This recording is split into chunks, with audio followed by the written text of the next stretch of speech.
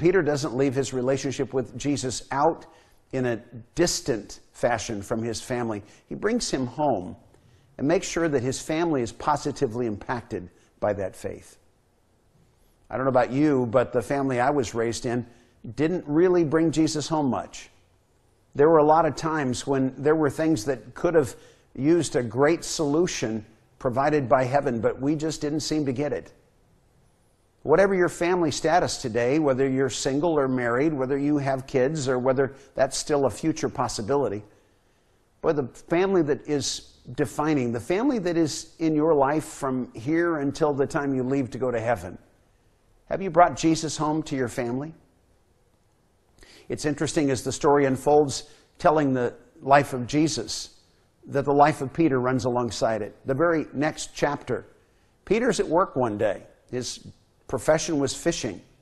And he's fished all night on the Sea of Galilee and has realized no result at all. Fished all night, caught nothing. And Jesus comes and borrows his boat and sets out from the edge of the lake to teach the people. And when he finishes, it's late morning, it's noon, and he comes back and suggests to Peter that he ought to go and set his boat up in the middle of the lake and drop the nets and catch a bunch of fish.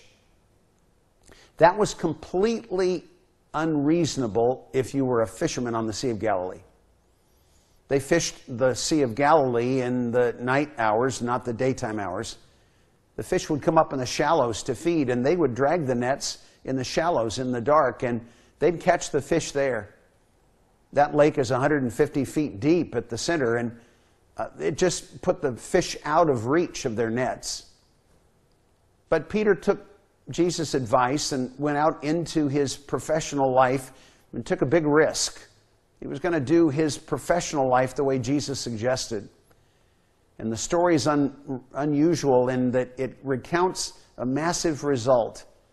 That Peter's catch that day exceeded anything they would have expected. In fact, the text says that they caught such a large number of fish that their nets began to break. It exceeded their expectations to see what God could do when their work was done in a way that was directed by him. Have you brought Jesus to work with you? Has the way you approach your job become different because of your relationship with him?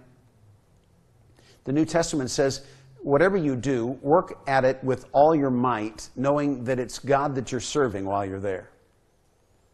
For some Christians, that means that they have to re-examine their professional life and ask if they can really do what they do for a living in a way that honors God. Is the profession that they pursue one that advances healthy and righteous and positive human outcome? Or is it something that plays to the dark side? And then as you go about it on a daily basis, is satisfying a customer the highest level of performance? Or is satisfying God's expectations an even greater challenge? I found in my business life that meeting God's expectations were way beyond the limitations that my customers expected. That his standards were greater than mine, and mine were greater than my customers'.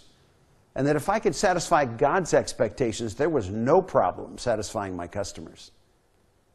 You may have that mindset as you go to work every day. If not, you need to probably learn what Peter learned, and that was that your work done in a way that follows God's direction is the best way you could ever do it.